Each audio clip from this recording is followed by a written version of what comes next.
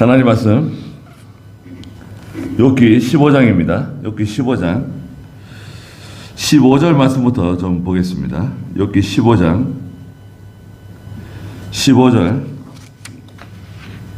보아라, 하나님께서는 자기의 거룩한 사람들마저 신뢰치 않으시며 그분의 눈에는 하늘조차도 깨끗하게 보이지 않거늘 하물며 죄악을 물처럼 마시는 사람은 얼마나 역겹고 추하겠느냐. 내가 너에게 보이리니 내 말을 들어보아라. 내가 본 것을 설명해 주겠다. 그것은 지혜로운 사람들이 자기 조상들에게 받아서 숨기지 않고 전해준 것이다. 그 땅은 오로지 그들에게만 준 것이었으니 어떤 이방인도 그 가운데로 지나갈 수 없었다. 그랬습니다. 네.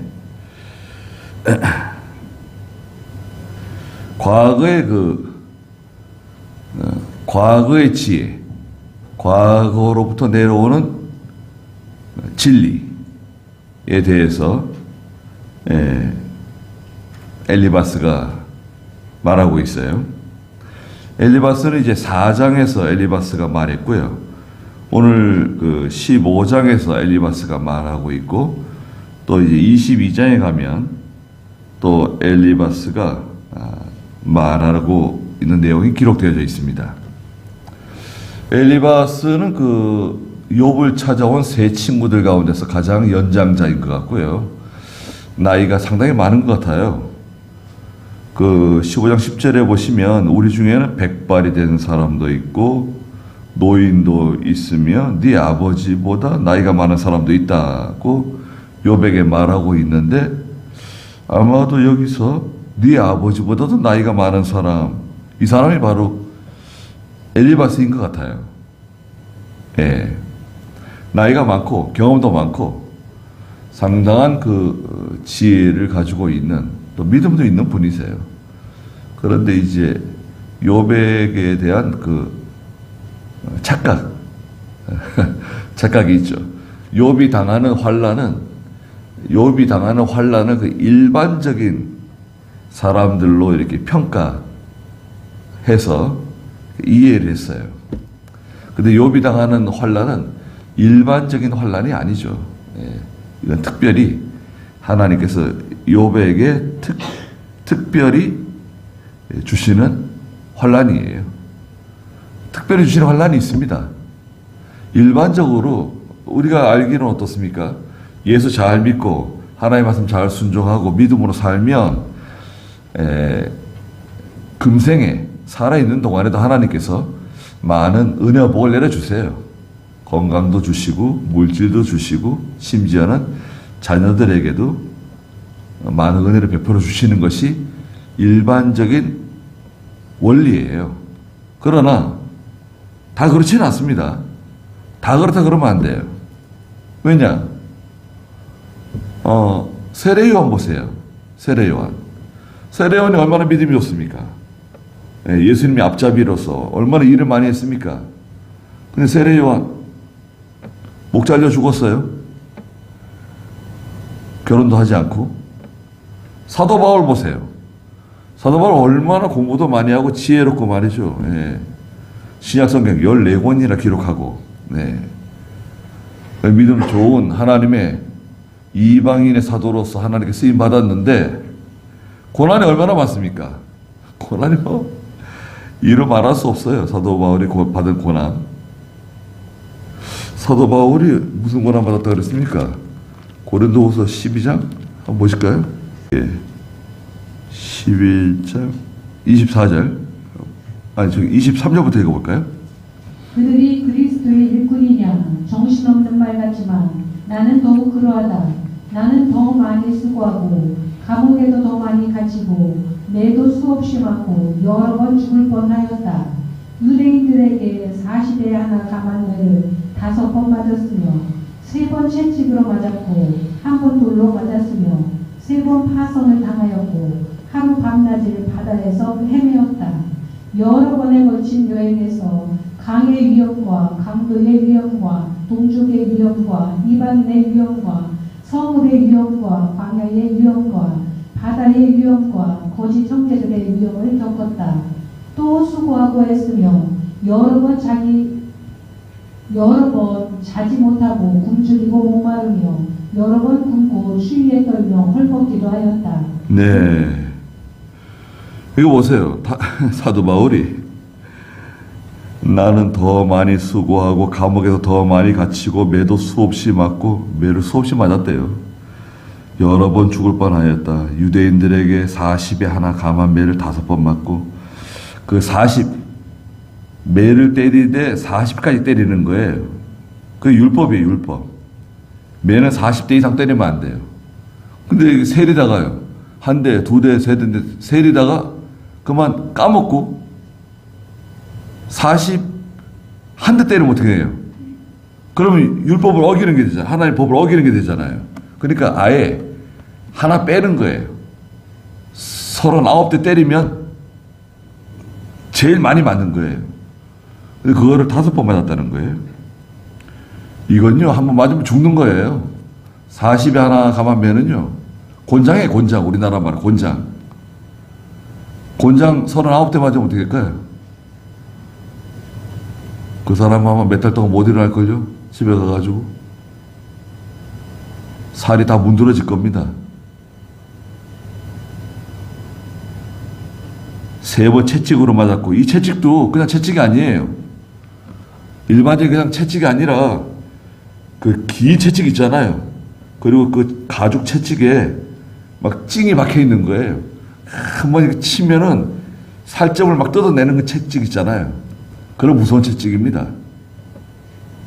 한 번 돌에 맞았고, 돌에 맞아 죽은 줄 알고요. 예. 사도 바울을 버리고 갔어요. 그런데 또 꾸물꾸물 또 일어나가지고 살아났죠. 사람들이 죽은 줄 알았어요. 돌로 쳐서 죽인 줄 알았다고요. 3번 파선을 당하였고, 하루 밤낮을 바다에서 헤맸고, 여러 번 여행해서 강의 위험, 강도의 위험, 동족의 위험, 이방인의 위험, 성읍의 위험, 광야의 위험, 바다의 위험, 거짓 형제들의 위험, 수고하고 애쓰고 여러 번 자지 못하고 굶주리고 목마르고 여러 번 굶고 추위에 떨고 헐벗기도 했다. 이런 사도 바울이에요. 그럼 얼마나 복을 받아야 됩니까? 얼마나 하나님께 축복을 받아야 돼요? 그런데 사도 바울이 결국 로마에서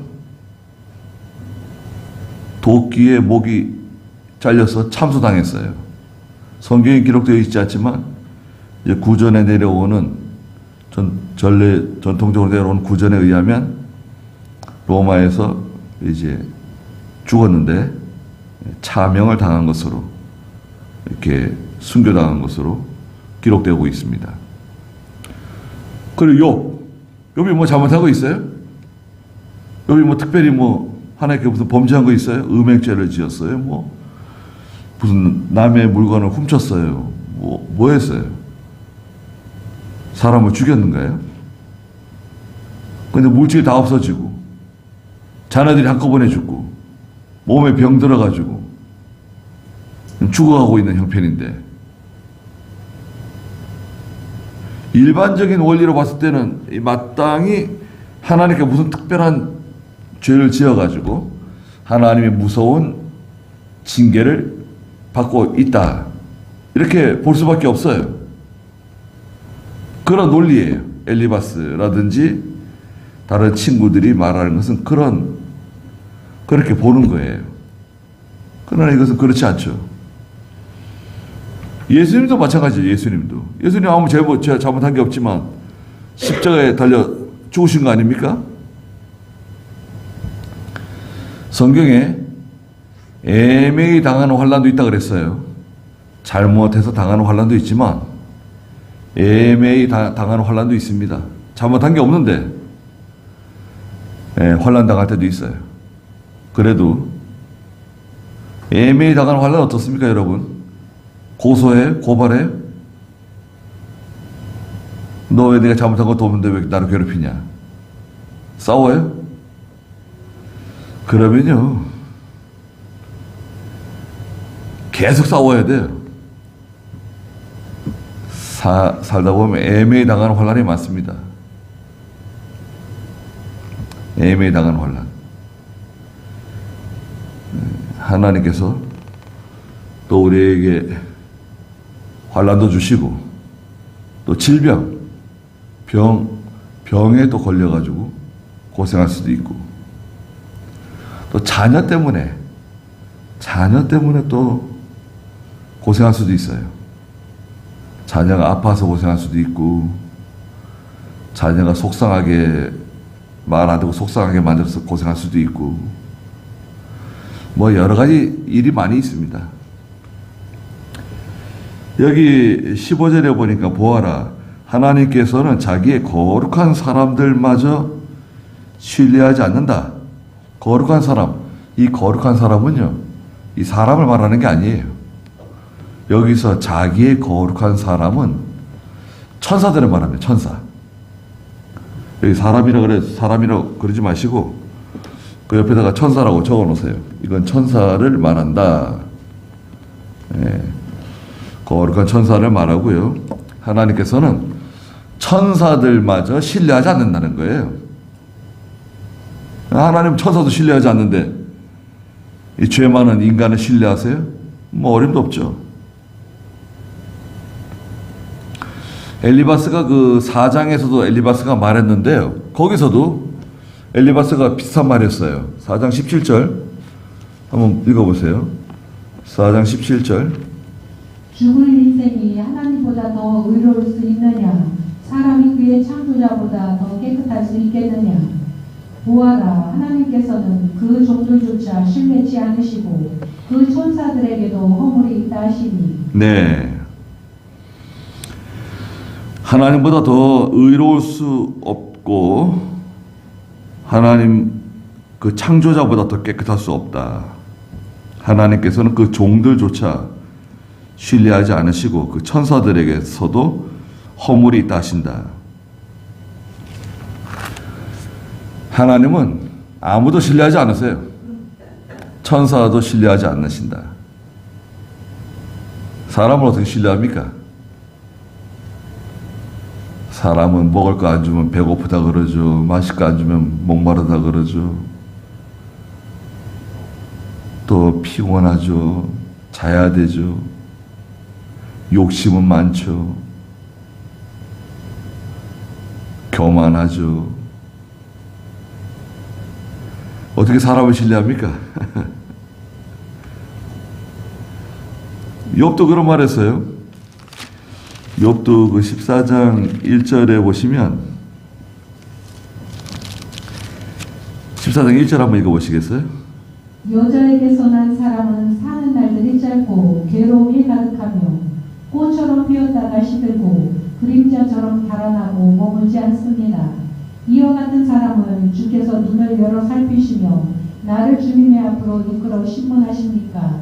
누가 더러운 것에서 깨끗한 것을 낼 수 있겠습니까? 한 사람도 없습니다. 네, 욥도 그 사람은 참 너무나 부족하고 더럽다는 거예요. 허물이 많다는 거예요. 그분의 눈에는 하늘조차도 깨끗하게 보이지 않는다. 이 만물, 이 만물도 다 부패하다는 거예요. 원래 하나님이 지으신 창조물은, 피조물은 깨끗한데 사람 때문에, 인간 때문에, 여러분, 인간 때문에 이 만물이 다 고통당하고 피곤하고 괴로움 당한다는 거예요. 하나님 보시기에는 하늘조차도 깨끗하게 보이지 않는다. 예, 만물이 다 부패하고 사람들이 다 부패하고 다 뇌물 먹고 봐주고, 하물며 16절에 죄악을 물처럼 마시는 사람은 얼마나 역겹고 추하겠느냐. 죄악을 물처럼 마신대요. 죄를 물처럼 마신다. 죄를 옷 입듯이 입고 다닌다. 그런 말씀하시죠. 역겹고 추하다.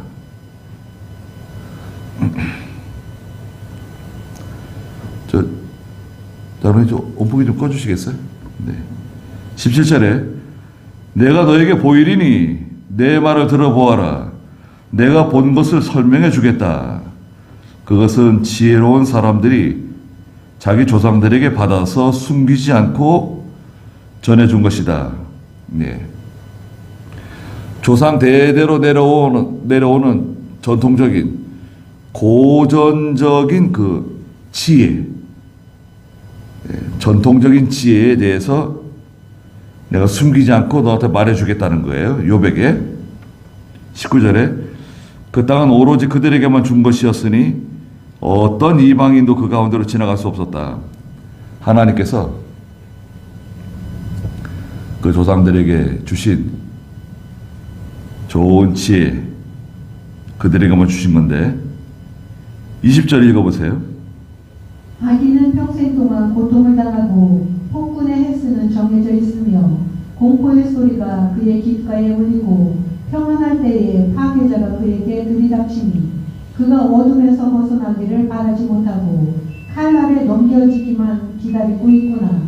그가 먹을 것을 찾아 헤매며 말하기를 어디에 있는가 하고 흑암의 날이 자기에게 가까운 줄을 알고 있다.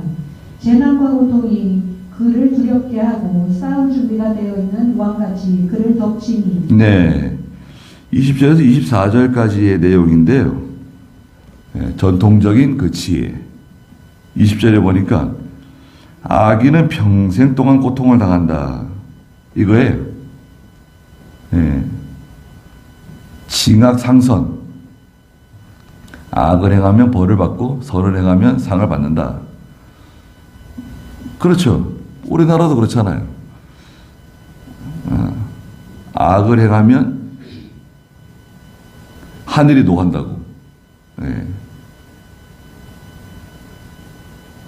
또 선을 행하면 복을 받는다고. 그런 말 한 거죠. 악인은 평생 동안 고통당하고 폭군은 그 횟수가 정해져 있고 공포의 소리가 그의 귓가에 울리고 평안할 때에 파괴자가 그에게 들이닥치니. 악인에게는 평안할 때 파괴자가 갑자기 들이닥친다는 거예요. 평안할 때 조심해야 됩니다, 여러분. 오늘 새벽에도 말씀드린 것처럼 평안할 때 우리는 준비해야 돼요. 평안할 때 앞으로 오는 시험을 준비하고 고난을 준비하고 앞으로 시험이 올 수 있다. 평안하다, 안전할 때, 평안하다, 안전하다 할 때 우리는 준비하는 겁니다. 우리나라도 마찬가지죠. 평안할 때 전쟁을 준비하는 겁니다. 전쟁을 일으키자는 게 아니라 쳐들어오는 외적을 막아낼 수 있는 역량을 길러야 돼요. 군사력을 만들어야 돼요. 무기를 만들고 탄약을 비축하고 점점 더 좋은 무기를 만들고 부지런히 하는 거예요. 전쟁 시작하고 나서는 전쟁 준비하는 거 아니에요. 그때 싸우는 거지. 편안할 때 전쟁을 잘 준비하고 무기를 잘 만들고. 교회도 마찬가지예요. 교회도 지금 시험이 없다. 우리 교회는 편안한 교회다.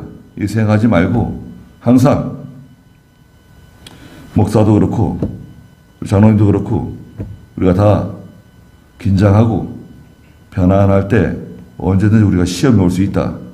또 마귀가 시험할 수 있다. 고난이 올 수 있다. 이걸 생각하고 항상 긴장하고 있어야 돼요. 누군가 긴장하고 있어야 돼요, 여러분. 여러분 가정에서도 믿음의 호주가 있잖아요, 여러분. 가정에 믿음의 호주. 그 사람은 긴장하고 있어야 돼요. 다른 사람은 졸고 잠자더라도 믿음의 호주 되는 사람은 깨어있고 긴장하고 기도하고 항상 준비하고 있어야 돼. 시험이 올 수 있다. 고난이 올 수 있다. 우리에게 생각지도 않은 환란이 올 수 있다. 딱 준비하고 있다가 시험이 오면 내가 이럴 줄 알았다. 환란이 올 줄 알았어. 딱 준비하고 있으면 놀라지 않을 수 있어요. 다 감당할 수 있습니다. 근데 편안하다, 안전하다고 해가지고 뭐 일 다 잘 된다 그래서 그냥 준비하지 않고 있다가는 큰일 나는 겁니다. 평안할 때 파괴자가 그에게 들이닥친다. 악인에게. 22절에 그가 어둠에서 벗어나기를 바라지 못하고 어둠에 갇혀 있고요. 칼날에 넘겨지지만 기다리고 있구나. 칼날에 넘겨지고 그가 먹을 것을 찾아 헤매며 말하기를, 굶주리죠. 악인은 굶주린다는 거예요. 23절에 어디 있는가 하고 흑암의 날이 자기에 가까운 줄 알고 있다. 흑암이 찾아온다는 거죠. 공포가 찾아와요. 24절에 재난과 고통이 그 악인을 두렵게 하고 싸울 준비가 되어 있는 왕같이 그를 덮칠 것이다. 악인을 덮친대요. 재난이 갑자기 찾아오는 거예요. 공포가 갑자기 찾아오는 거예요.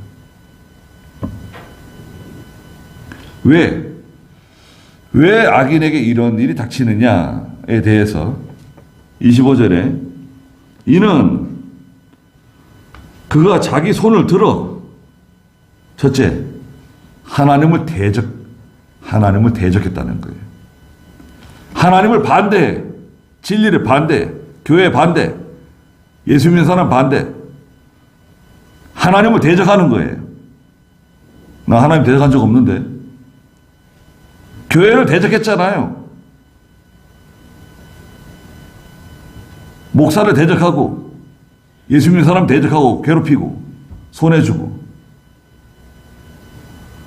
전능하신 분에게 자기 힘을 자랑했다는 거예요. 내가 이런 사람이야.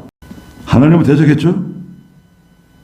26절에 그가 목을 세우고 두꺼운 방패를 들어 하나님을 대항하여 달려들었다. 하나님께 달려들었대요.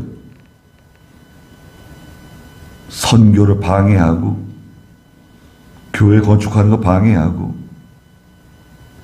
예수 믿는 사람이라 그러면 형제 간에서 싸우고 친척들 가운데서 대적하고 인정해 주지 않고 그 예수 믿는 형제들 친척들 괴롭히는 형제들 친척들은요 잘 안 됩니다. 예수 믿는 사람들 무시하고 깔보고 뭐 제사를 안 지낸다는 둥 뭐 주일날 뭐 모임에 참석하지 않는다는 둥 예수 믿는 사람 주일날 모임에 어떻게 합니까? 예배가 더 귀하지 예배보다 더 중요한 게 어디 있습니까? 그리고 이 악인은 두 번째 27절에 보니까 그 얼굴에 기름기가 있고 허리에 살이 쪘어도 얼굴에 기름기, 허리에 살이 가득하다. 이 불의의 소득이에요. 불의의 소득. 이 악인이 불의한 그 이익을 많이 취해가지고 부자 되고 돈 많고 얼굴에 기름기가 흐르고 허리에 살이 쪘다는 거예요. 그 다음에 세 번째는 28절에 그는 황폐한 성읍, 사람이 살지 않는 집, 돌 무더기가 될 집에서 살고 있다는 거예요. 이상해요. 이 사람 보세요. 이 악인이 사는 장소 보니까요. 황폐한 성읍, 사람이 살지 않는 집. 집은 큰 집인데요. 사람이 살질 않아요. 사람이 찾아오는 사람도 없고 인사하러 오는 사람도 없고 사람이 살질 않아요. 적막해요. 악인의 집의 특징입니다. 돌 무더기가 될 집에서 산다는 거예요. 그는 부자도 되지 못하고 그의 재산은 오래가지 못할 것이고 그의 소유가 땅에서 번창하지 못한다. 악인은 이 안식처, 축복의 자리를 떠나요. 안식처나 축복의 자리에서 거하지 못해요. 그런 곳에 살지 않아요. 이게 악인의 특징입니다. 첫째, 악인은 어떻죠? 하나님을 대적한다, 대항한다. 하나님 반대, 교회 반대, 예수 믿는 사람 반대. 두 번째는 뭐예요? 불의한 소득. 불의한 소득을 취해가지고 그런 걸 좋아해요. 세 번째는 안식처와 축복의 자리에서 멀리 떠나 있어요. 그 사람이 있는 곳은 안식처가 아니에요. 축복의 자리가 아니에요. 악인이 있는 자리는 불편해요. 불편한 자리예요. 힘들어요. 예수 믿는 사람이 그 악인과 함께 있으면 불편해요. 힘들어요. 거기서는 편안함을 얻을 수 없어요. 계속 안 되는 일만 찾아오는 거, 안 되는 일만. 30절에 그는 흑암에서 벗어나지 못하고 불꽃이 그의 어린 가지를 말릴 것이며 하나님의 입김에 그가 사라질 것이다. 이게 악인의 종말인데요. 흑암에서 벗어나지 못한다. 항상 흑암 가운데서 사는 사람이에요. 예수 믿는 사람은 어떻습니까? 예수 믿는 사람은 광명천지죠. 대낮처럼 밝아요. 모든 게 다 화났죠. 우리가 바라보는 세계는 여러분, 우리는 잘 모르지만, 우리 잘 못 느끼지만, 우리는 대명천지, 아주 밝은 곳에 있는 거예요. 환한 곳에 있는 거예요. 진리의 빛이 그냥 내리쬐고, 하나님의 은혜가 막 직접 내려오고, 얼마나 좋습니까? 근데 정반대, 어둠, 흑암 가운데 살아보세요. 침침하고 어둡고 저기 하수구 같은 데서 기어다니고 그래 보세요. 아무리 잘 살면 뭐합니까? 아무리 부자면 뭐예요? 항상 어둡고 침침하고 우울하고 그런 데서 못 살아요. 그런 데 살다 보면 병납니다. 병나요. 속이 답답하고 말이죠. 속이 답답하다 그러잖아요. 속이 답답하다. 여러분 주변에 속 답답하다는 분 없어요? 속이 답답하다. 답답합니다. 먹고 살 게 없어서 그런가요? 왜요? 우리보다 잘 사는데 먹고 살 게 없어서 그런 게 아닙니다. 마음에 평안함이 없어요. 기쁨이 없어요. 만족이 없어요. 사람이 이렇게 만족을 느끼고 기쁨을 느끼고 이렇게 행복하게 살아야 되는데 좀 가난하더라도 가족들이 행복하게 살고 기쁘고 도란도란 살아야 되는데 그냥 서로 그냥 성질내고 화내고 소리 지르고 그냥 거기서 어떻게 살아요? 성도가 사는데 힘들어요. 불꽃이 그 어린 가지를 말라 죽인대요. 불꽃은 하나님의 심판입니다. 심판. 불꽃이 그 어린 가지를 말려 죽인다. 어린 가지는 자녀일 수 있어요. 자녀. 자녀일 수도 있고요. 이 어린 가지는 또 그 악한 사람이 하는 사업이에요, 사업. 이런 사업, 저런 사업 하잖아요. 그 악인이 벌려놓은 여러 가지 일들, 사업들이 있어요. 그게 서서히 말라 죽는다는 거예요. 불꽃 때문에. 공장이 불난다는 게 아니라 하나님께서요. 공장이 잘 돌아가는 것 같은데 갑자기 문 닫아요. 사장이 뭐 야반도주 했대요. 잘 나가던 사업 아니었나? 잘 나갔었죠. 연 매출이 뭐 수십억, 수백억 되고 뭐 잘 돌아가는 것 같은데 종업원이 뭐 100명이다, 뭐 150명이다, 200명이다 그러고. 그런데 갑자기 망해. 문 닫아요. 서서히 말라가는데요. 견디다 이제 못 견딜 때가 와요. 어린 가지를 말려 죽이신다는 거 하나님께서. 악인들이 잘 나가는 것 같아도 그 자녀들이 하나님께 저주받아요.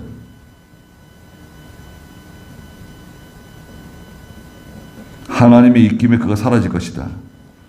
하나님의 입김이 있습니다. 하나님의 입김. 하나님의 입김이 뭐죠? 진리의 말씀입니다. 하나님 말씀이에요. 불같은 하나님 말씀.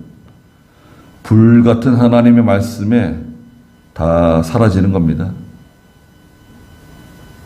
다 사라져요. 나만 나는 게 아무것도 없어요. 하나님의 불같은 입김. 그 입김에 다 사라진다. 말씀하셨습니다. 거기까지 하죠.